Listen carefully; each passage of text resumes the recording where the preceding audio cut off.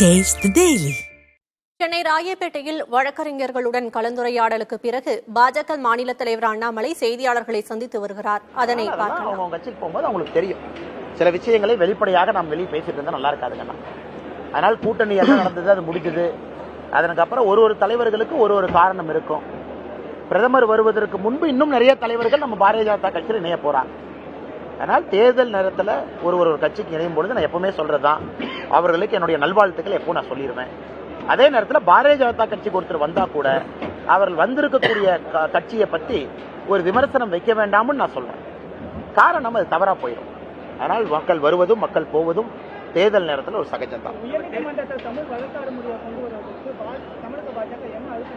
அண்ணே, தமிழகம் பாரதிய ஜனதா கட்சி அழுத்தம் கொடுக்கும் என்பதை தாண்டி 2022 நம்முடைய பாரதிய ஜனதா கட்சியினுடைய மூத்த இன்னைக்கு ஒப்பற்ற தலைவர், தேசத்தினுடைய பிரதம மந்திரி திரு நரேந்திர மோடி அவர்களை வெளிப்படையா சொல்லியிருக்கிறாங்க.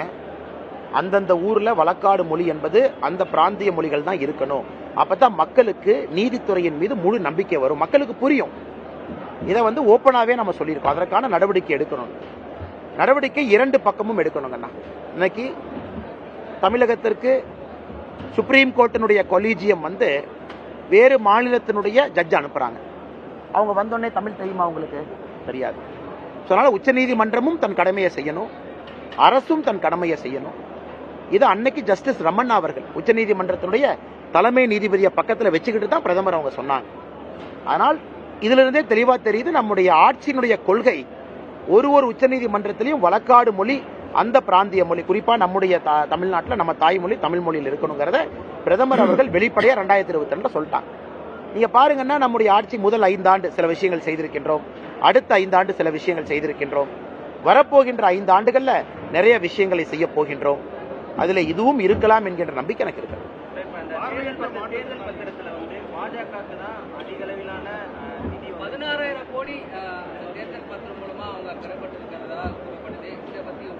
அதுதான் சொன்னேன், பாரதிய ஜனதா கட்சிக்கு 52% தான் பாண்டு மூலமாக வரக்கூடிய பணம்.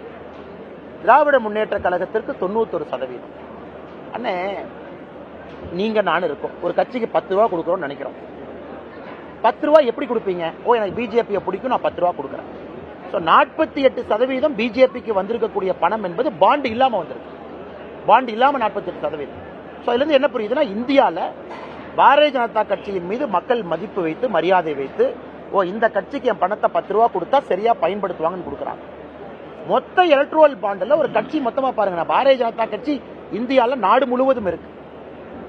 ஆனா திராவிட முன்னேற்ற கழகம் தமிழ்நாட்டில் மட்டுமே 600 கோடிக்கு கிட்டத்தட்ட எலக்ட்ரல் பாண்டு வந்திருக்கு. பாரதிய ஜனதா கட்சியை சராசரியா நீங்க பாத்தீங்கன்னா ஒரு மாநிலத்திற்கு 212 கோடி ரூபாய் பாண்டு மூலமா பணம் வந்திருக்கு. 52%, திமுக 91%. ஆனால் பாரதிய ஜனதா கட்சிக்கு எந்த இழப்பும் இல்லை. இனி புது சிஸ்டம், அதாவது உச்சநீதிமன்றம் சொல்லியிருக்கக்கூடிய 2018 அருண் ஜேட்லி அவர்கள் எந்தெந்த தவறை சரி பண்ணணும் அப்படின்னு பாண்டு கொண்டு வந்தாங்க. முதல்ல மாதிரி கேஷ் போனா அது நாடு பின்னோக்கி போற மாதிரி ஆயிரும். 2018 மாதிரி கேஷ் தான், நீங்க கேஷ்ல கொடுப்பீங்க, கட்சி கேஷ்ல செலவு பண்ணும். இன்னைக்கு பாரதிய ஜனதா கட்சி வெண்டார்ஸ் எல்லாம் தமிழ்நாட்டில் பாருங்க, செக்ல கொடுக்குறோம். நீங்க நம்ப மாட்டீங்க, உள்ளாட்சி தேர்தலில் முதன்முறையாக நம்முடைய 5500 வேட்பாளர்களுக்கு செக்ல பணம் கொடுத்தோம். தமிழ்நாட்டில் ஏதாச்சும் ஒரு கட்சி சொல்ல முடியுமா?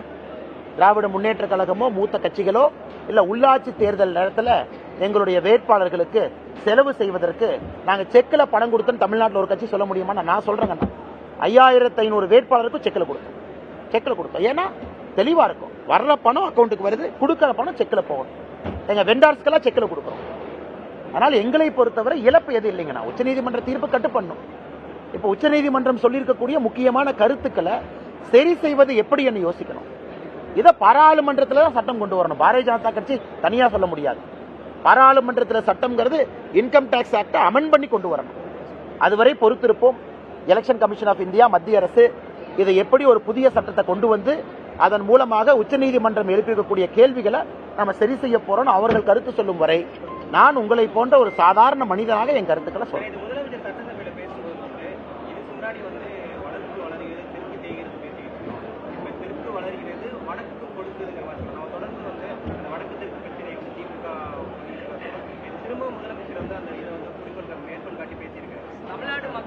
உச்சநீதிமன்றம்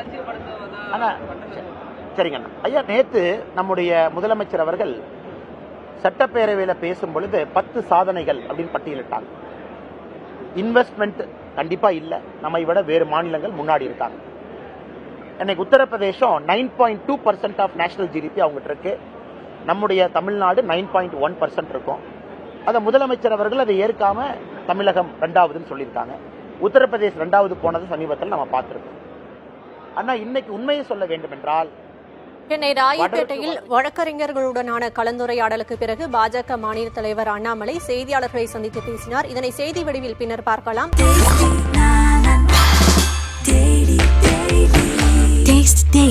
Taste the Daily.